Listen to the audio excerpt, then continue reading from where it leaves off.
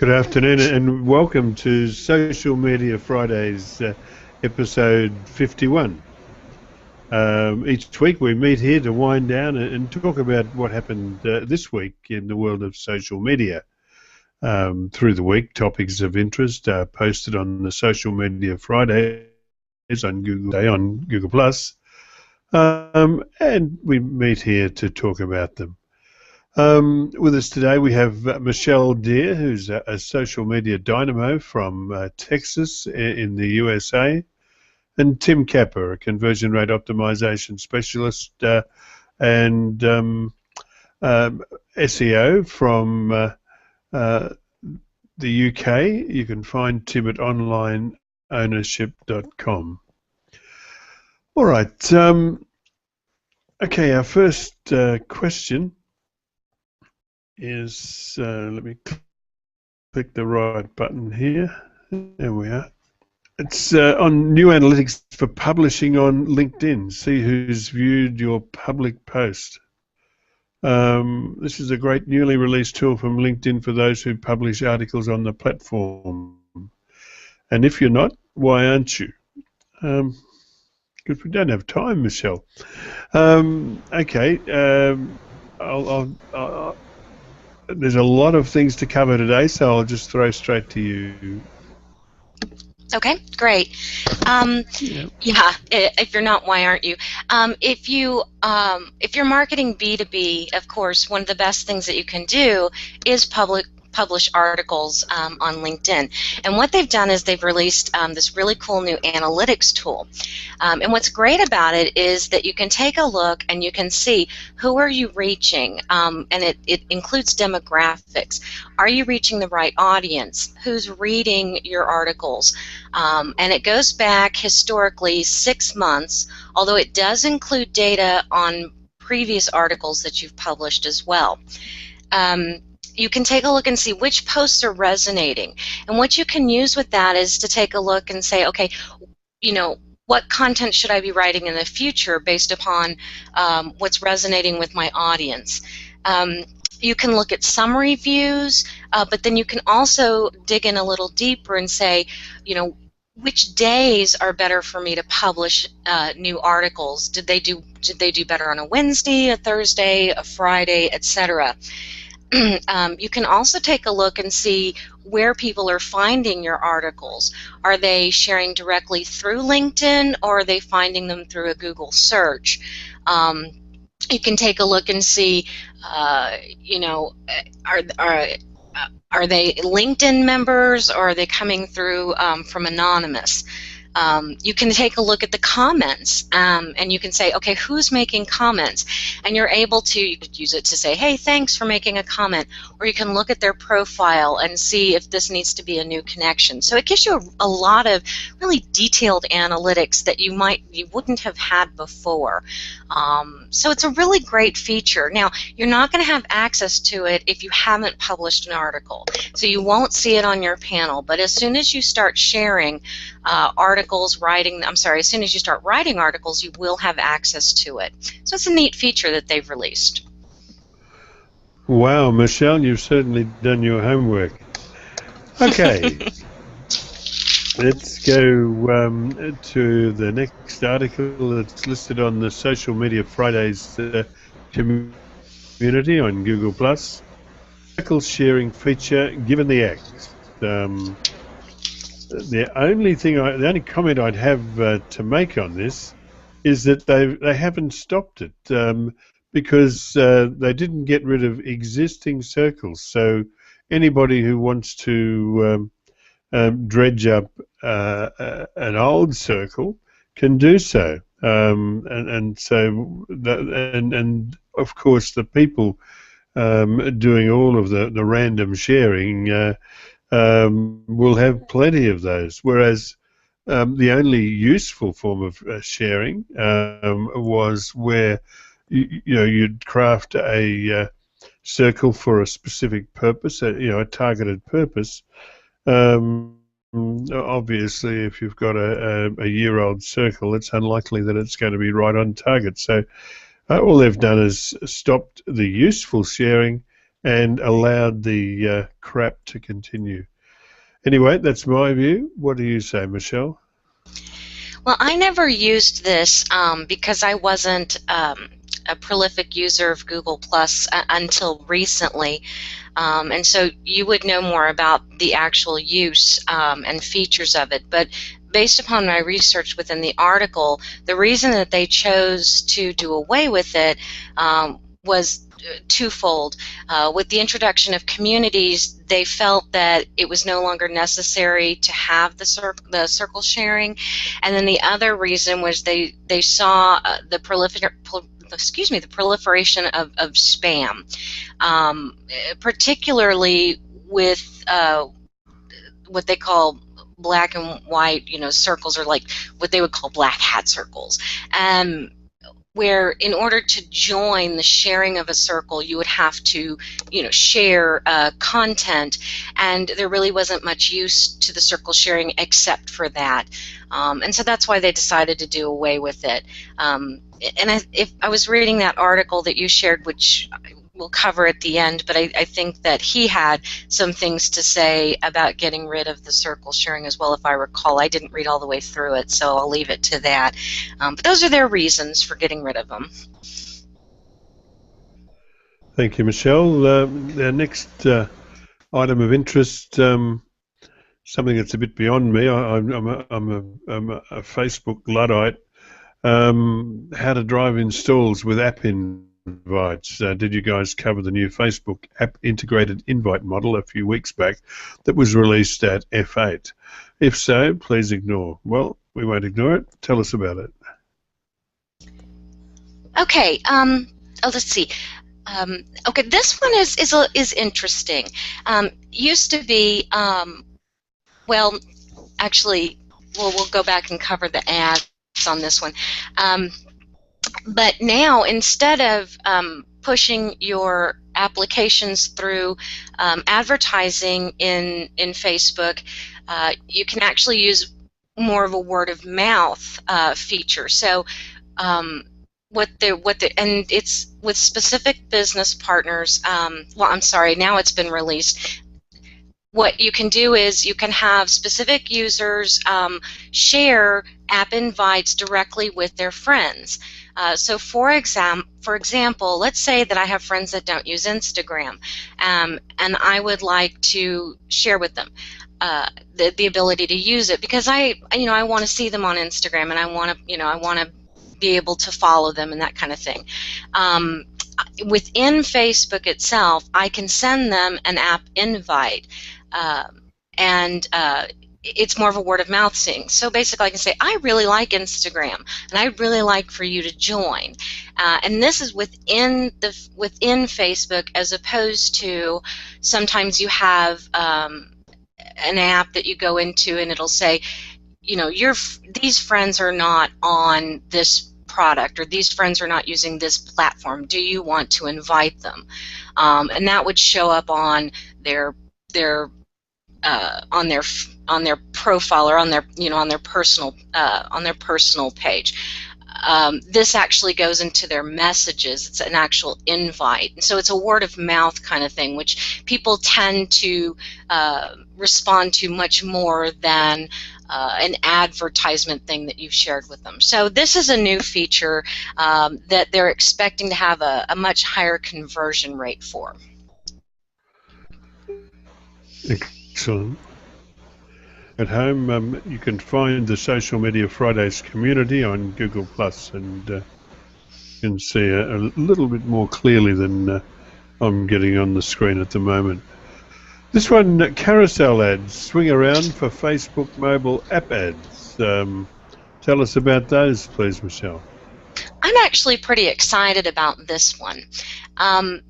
We recently, and I say recently, it was somewhere between the last 3 to 5 months, Facebook had included these new carousel ads, where instead of having just one engagement ad with just one picture, one image, you can now include up to 5 images for engagement for for click-throughs to your website, or engagement with your page, etc. Well, now what they've done is they've allowed you to do this with your mobile applications. And of course, we know with the proliferation of the mobile applications and the engagement with them, because they're more preferable, and people are installing them more. People prefer to use the mobile applications as opposed to the websites on mobile. This is a really great feature for the developers, the mobile application developers. So what they can do now is they can have up to 5 within the carousel, just like you can with the engagement ads. And they're using, some of the biggies are using these in some really creative ways. If you go into the article, you'll actually see the examples. But what you can do, and you'll see this, is, for example, Nordstrom. Nordstrom did a great job with theirs. They're catering to women in this particular example. So women who enjoy accessories. What they did was, it's for obviously the Nordstrom application, and what they did was they took pictures of different types of accessories and had 5 really amazing images. And so, it spoke to women with different kinds who really enjoyed different kinds of accessories.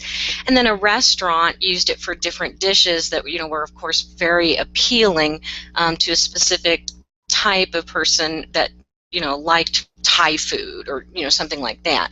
And then others used it to tell a story throughout the panels. So there's really creative ways to use this now. And when we talk later, you're going to find out some more about the mobile applications with a new feature that's come out. So this is great. This is really good news that Facebook has released this new feature. Fantastic, Michelle.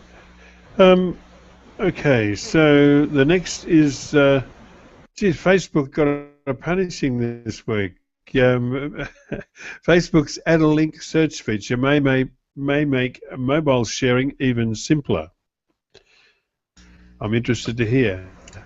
Let's see, which one is is this the deep link? No, let's see, Facebook add a link search. Oh, okay, yeah, this one. Okay, so I have some feelings about this one, but let me explain what it is specifically.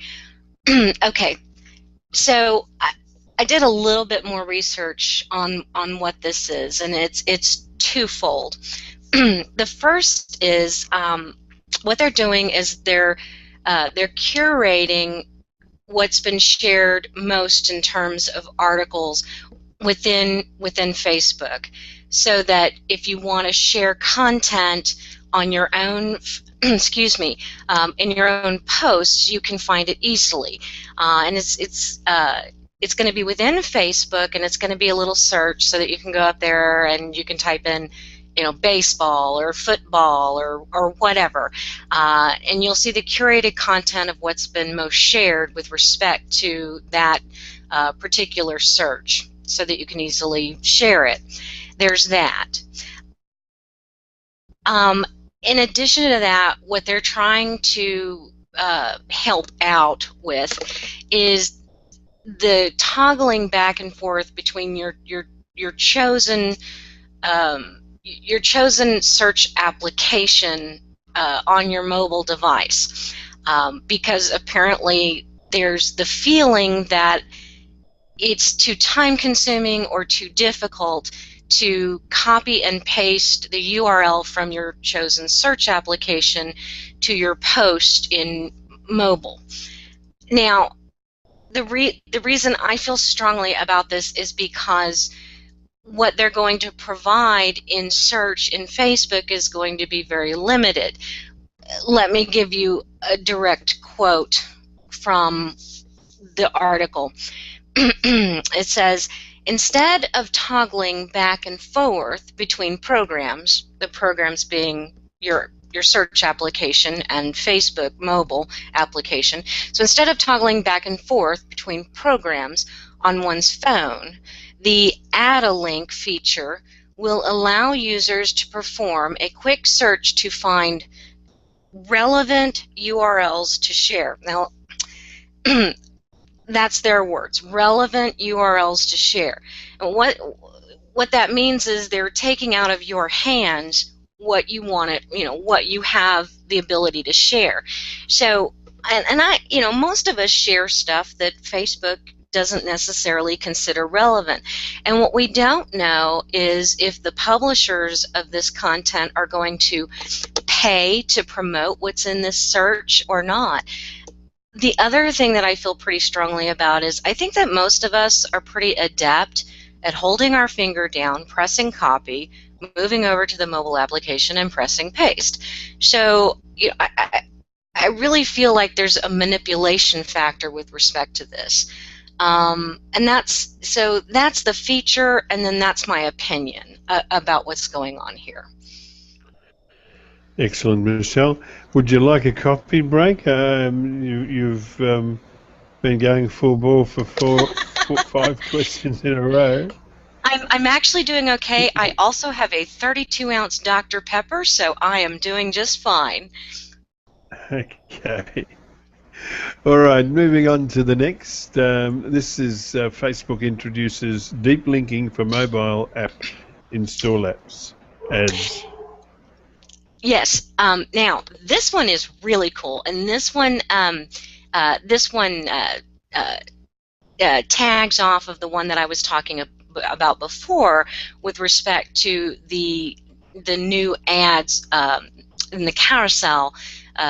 With respect to the ability to, I'm sorry, let me back up a little bit. This one tags off of the one I talked about before, being able to do the mobile ads now in the carousel. Now this one's really cool, and here's why. It used to be that, or rather I guess recently, if you advertised a mobile application in a Facebook ad, you could only do deep linking. And let me explain deep linking for those people that are new to social media or aren't quite sure what I'm talking about. Let me give an example. I'm going to use Nordstrom again, just because it's easy to keep up with, to use the same example over and over. Let's say that I'm Nordstrom and I'm advertising Stuart Weitzman shoes, or I'm just advertising shoes, a particular Stuart Weitzman shoe that's really awesome. And let's say that Michelle, let's say that I have the Nordstrom application installed. I really like those shoes, and so I click on the advertisement. Instead of, when it opens up the Nordstrom application, it will go directly to the shoes in the application, as opposed to just opening up the Nordstrom app and going directly to the landing page in Nordstrom. And that's exactly what the mobile app is intended to do with respect to the advertisement, so that I can buy the shoes directly right there. And that's called deep linking. That way, when the application opens up, I don't have to do the heavy lifting of going and finding the shoes. However, the problem was that if I didn't have the application installed, the Nordstrom application, it would prompt me to download and install the application, but it would only send me to the landing page, which precluded the whole Facebook advertising point, because the users weren't getting to the deep link for the shoes, and you were losing your potential conversion. So what changed? Well, what changed is that when the user clicks on the mobile the mobile Facebook ad and doesn't have the application installed, they'll now be prompted to download and install the application, and then if necessary, they'll be prompted to log in if necessary. Sorry, I have to postpone this restart for some reason. They'll be prompted to log in if necessary, and then they will automatically be taken to the deep link. So they're going to have a potential higher conversion rate. They're not missing opportunities that they would otherwise miss. So this is a really great feature. So they're not losing these missed opportunities. Fantastic, Michelle. Okay. I hope you're going to stay with us, Michelle, because this is fun. All right. Retargeting. You asked if we have time this Friday. You'd like to talk about the topic you attend Thursday. We have time. I do want to talk about that. I was thinking that maybe we should finish the articles and then hit that at the end, but if you would like to talk about it now, we most definitely can. What Sure. would you like to do? Well, we're fairly well locked with the order. Or look, actually, no, it's question 7, so I know how to get back to that. We'll skip on to the next and try again. Okay, whatever you'd like to. Right, well, we're now on question. Now you use Periscope without a Twitter account. Right. Okay. So, of course, we have Periscope and we have Meerkat, and of course, Meerkat right now is probably the most popular. I'm going to back up before I answer, or rather, I address this because this is a very short question. If you haven't tried Periscope, I recommend trying it. Periscope has some neat features that Meerkat doesn't. They're pushing it because Meerkat doesn't keep a history. It goes away right after the fact. Periscope does record and keep it after the fact. So take a look at the features, the pros and the cons between Periscope and Meerkat. Just Google it. You'll find some articles on that. Just wanted to say that. Now, Periscope did they didn't break with Twitter. They just added this new feature where you no longer have to log in with a Twitter account. You can use your phone number. Now, Periscope still recommends that you log in with a Twitter account. I don't know if that's because you could use a fake phone number or anything like that. I don't know if Periscope does verification through a callback or through a text message. I haven't tried it. I'm hoping that they have some kind of verification measure through a text through a text back. I'm hoping. So, you know, if anybody's tested it and maybe could put a comment after they've watched this, that would be great. But I don't know about that particular portion of logging in with the phone number. So that feature does exist, and that's pretty much all there is to that notification from Periscope. Excellent. Okay, next one. New study shows that most purchase. Yeah, the fact that pinners on Pinterest have made a purchase is nothing new. For those who keep track of or keep up with the news from Pinterest. The statistic that came out is just an update.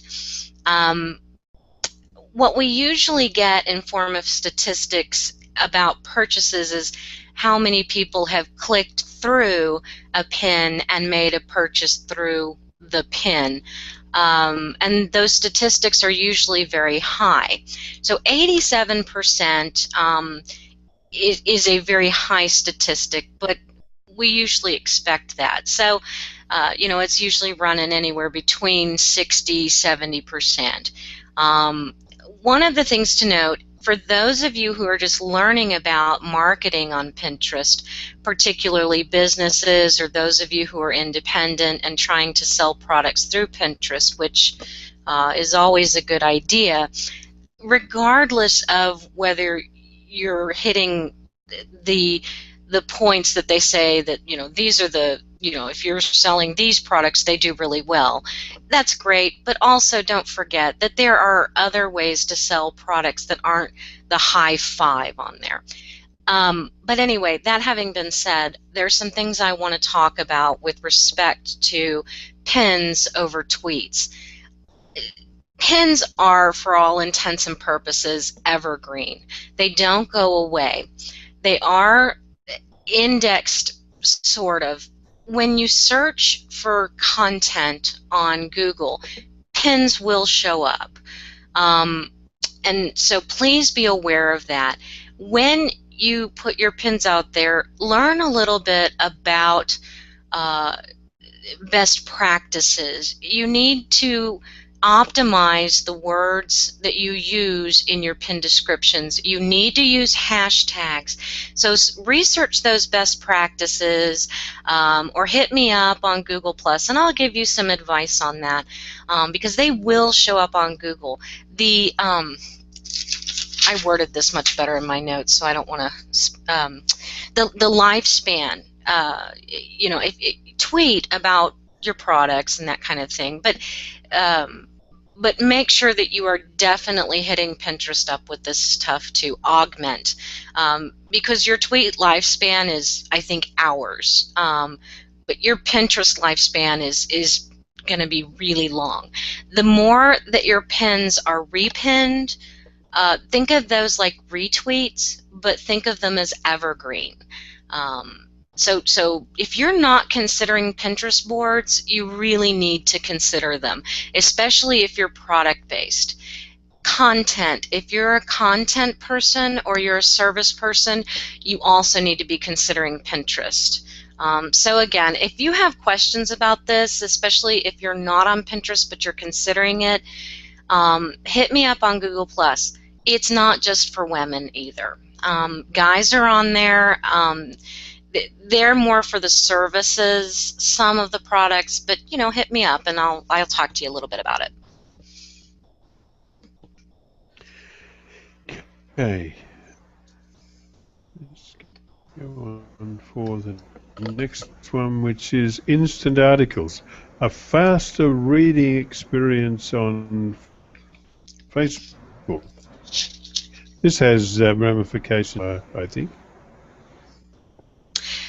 Yes. Okay. So, instant articles. At first, I really didn't get what he was talking about. I'm sorry, what Facebook or Mark Zuckerberg was talking about. But this is actually kind of neat. Let me compare it to what Facebook did. I say recently, but when I say recently, I mean within the last 6 months. Prior to the Facebook videos, we shared YouTube videos, which played in stream. And then Facebook comes up with Facebook videos, which were great because they were included in analytics, but they also played very fast, and they loaded quickly and that kind of thing. Now what they've done is the same thing with articles. So let me give you an example. Let's say that Time Magazine or National Geographic is the example that they gave in the article or in the link. It used to be, and it still will work this way. If I shared a National Geographic article, or National Geographic shares an article on Facebook, you go off-site and you read the article.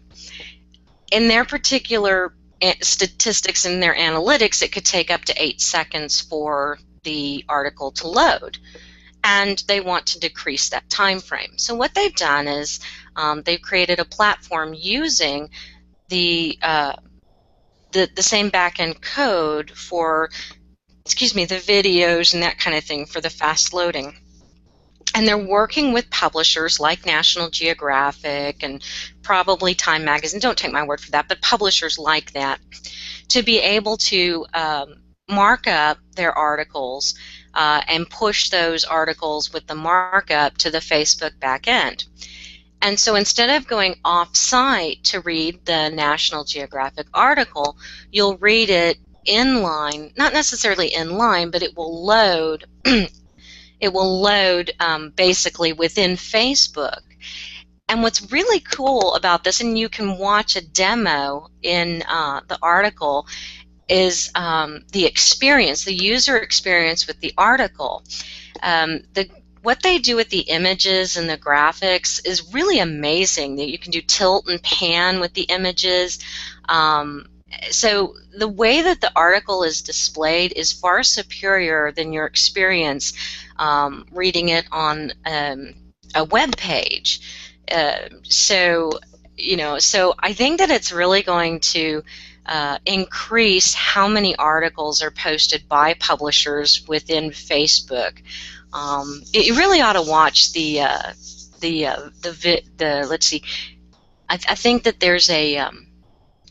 okay, when you go into the article, down at the bottom, and it's kind of hard to tell, but there's a link to a video to watch what National Geographic is doing with it, and I highly recommend that you watch it. It's really cool. So that's basically what instant articles are. Excellent. Okay. The Social Media Fridays community will be where you'll get a link to that video, I think. This is one that I posted, Michelle, and this article is not a quick scan. It is probably, I don't know what the maximum limit for characters on a Google Plus post. I know it's a very high number, but I think this post of Stephen Spence's, if he didn't exceed it, he certainly approached it. It's basically, I'm not going to call it a rant. It's a reasoned analysis of what's wrong with Google Plus. Why with it? And look, I think the reason that Google is stumbling with it is because not many Googlers use Google Plus anymore. Of course, Jonathan Zunger is certainly a standout exception, but if Googlers themselves aren't using Google Plus, and really that if we are to be honest, that there really are only a few Googlers still using it, and Jonathan is one of them. If Googlers themselves don't use Google Plus, how the hell are they going to figure out what it needs, what it wants, what's going right, what's going wrong? I mean, what a schmozzle was the stopping of sharing circles. What a huge blunder. Allowing the garbage, I mean, they're stopping it down because they took this action because of the garbage circle shares. So their solution is to allow garbage circle sharing to continue by dredging up old circles, people from sharing pack-a-wallies. Anyway, you probably didn't have time to read this article, Michelle, but anybody who is anywhere, do take the trouble to read this post of Stephen Spence's. I think it'll go down as one of the great Google Plus posts. I did get a chance to read about halfway through it, and one of the things that I picked up from it that I think is critical, and I hope I'm not misrepresenting what he said, but relying only on the analytics and not on a user focus group that is representative across different demographics, meaning like B2C, or business to consumer and business to business, is a big mistake, because both of those elements play a big part in how you design the community. And he's right. What they're missing is, what is the point? What are we focusing on? What are the goals? What are we doing with Google Plus? And that has been the problem since the beginning. And so they need a user focus group that's representative of everybody that utilizes it or would have utilized it, to say this is what it can do, this is what we would like it to do. Because we're trying to decide, is it going to be a LinkedIn, is it going to be a Facebook, who is going to use this and what for? Because I agree with him, it really could be something fantastic if they just knew what to do with it. And I hope that it does get disseminated up the ranks, and I hope that And I hope something comes of it, although, who knows. So that's my take. Okay, it's hard to move on from this one, but I think I must. Very well. Now we have another Postmate highlights from the Q&A with Mark Zuckerberg.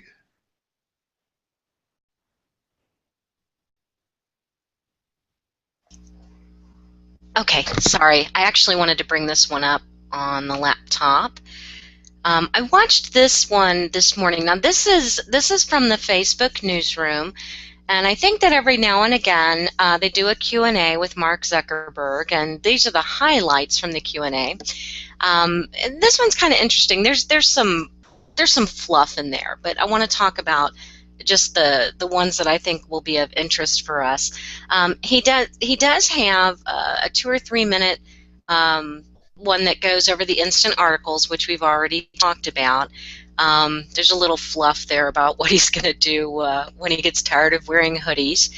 The one that I think is going to be interesting with respect to social media, and more specifically the digital marketing strategy, which the social media strategy falls in line with, is the problem that we're having with Facebook ads right now and the decline of the reach.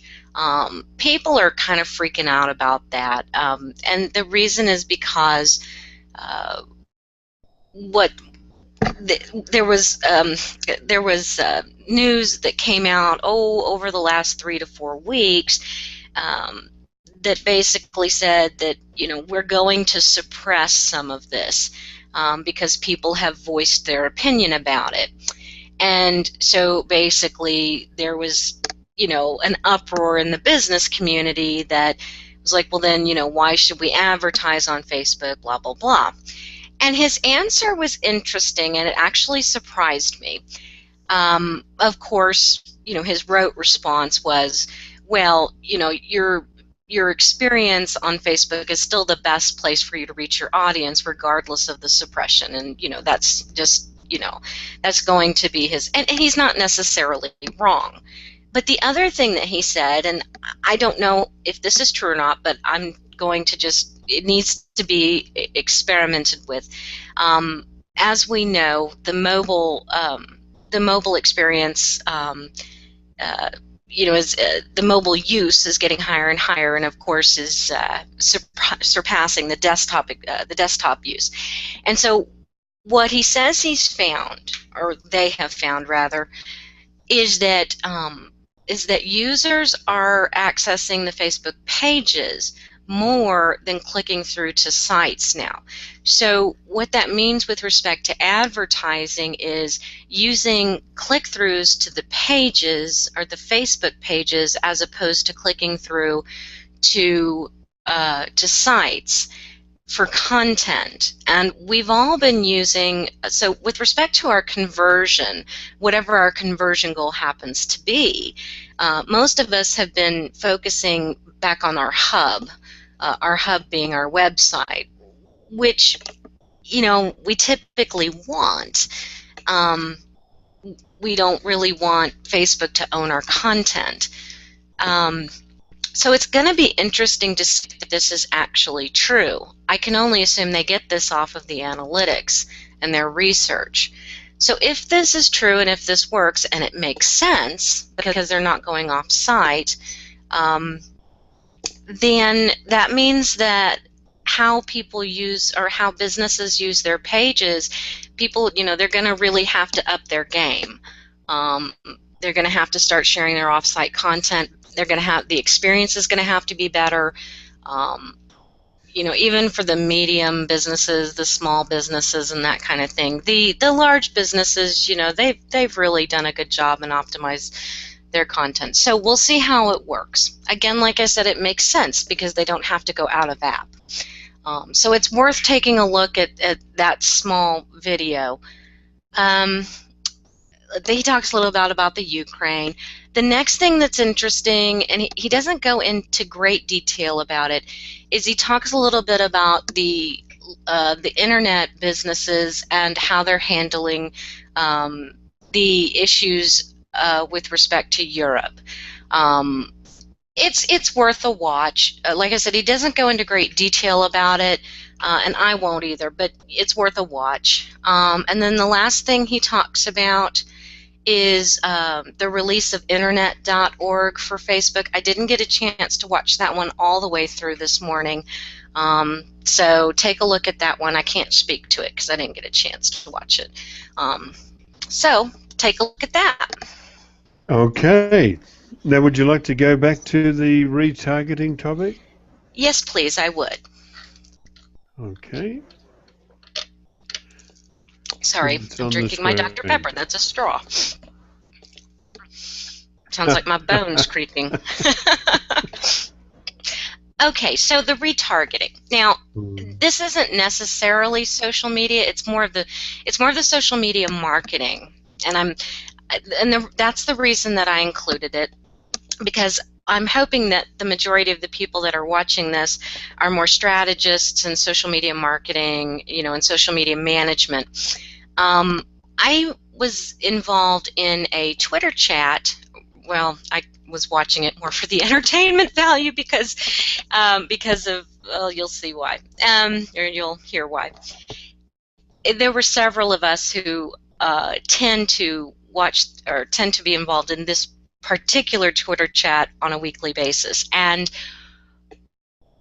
if you're not familiar with retargeting, basically you have a user base or subscriber base, and let's say you're not getting the conversion out of them that you want, or you've hit them up once and you really want to convert them, you want to find them in other channels.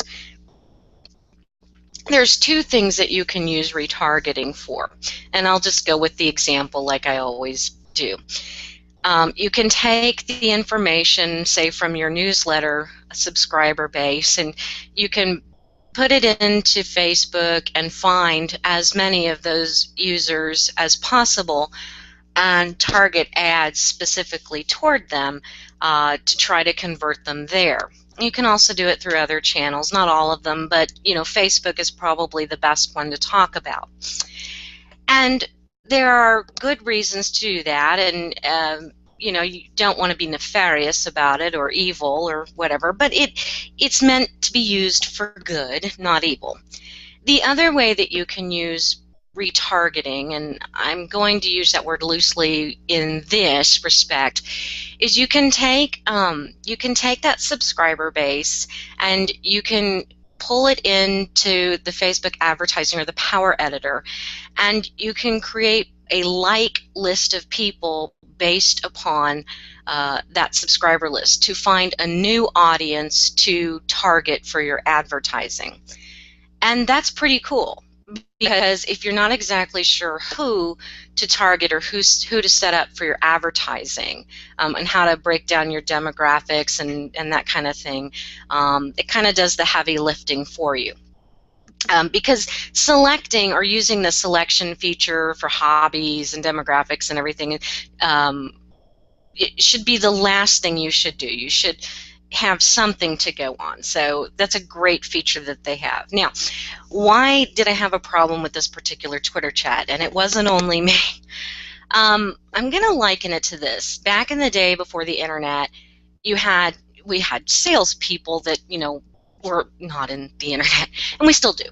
And you had your hard sellers and you had your soft sellers. And some of your hard sellers were people that, how do I say this nicely, they just didn't give up, and they didn't really care about the person they were trying to sell to.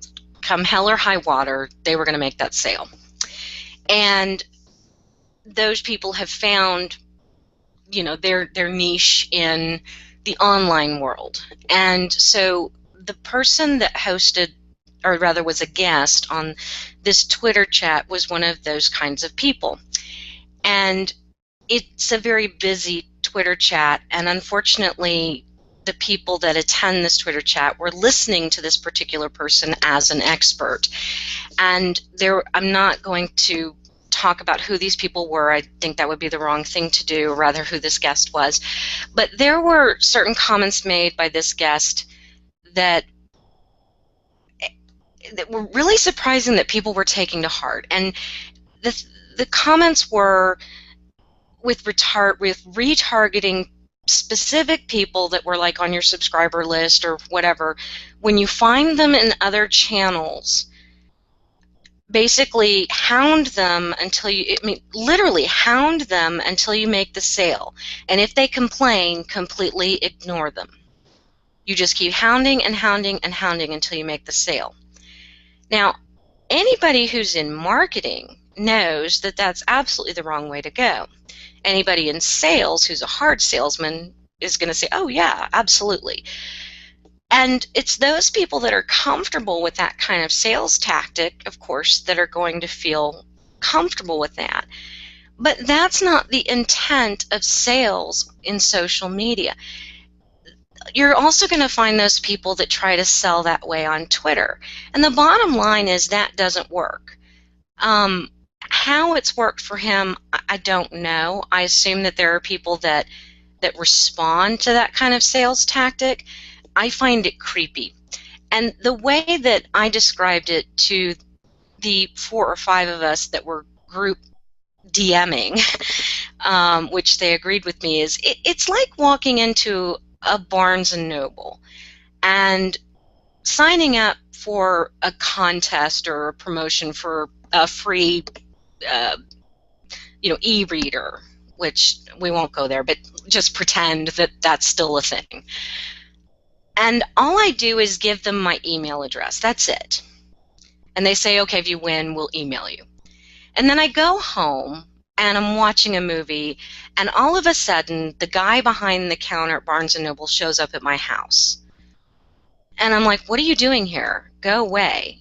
And he shows up every single day and just wants something from me, and he won't leave me alone. It's creepy and it's stalking.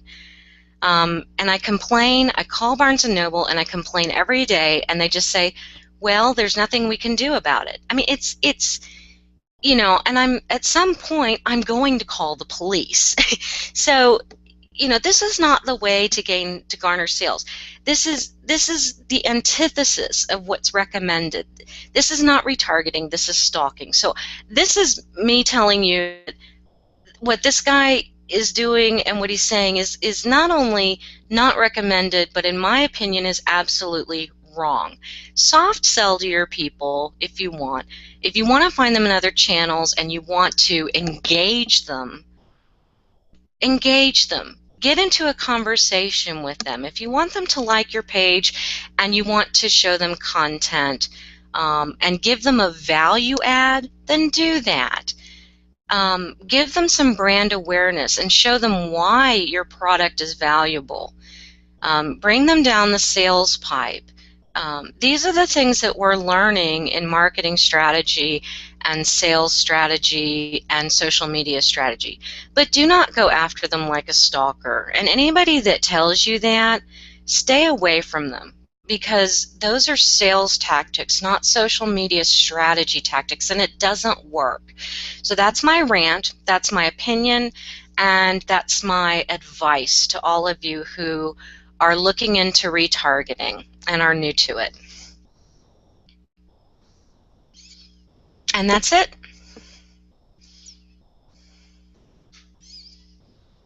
Muted. Now that was great, Michelle. Okay, so we've reached the end of episode 51. If you're watching this at any time, thank you for your interest. Your participation in what we do makes what we do worthwhile, and for that we are truly grateful.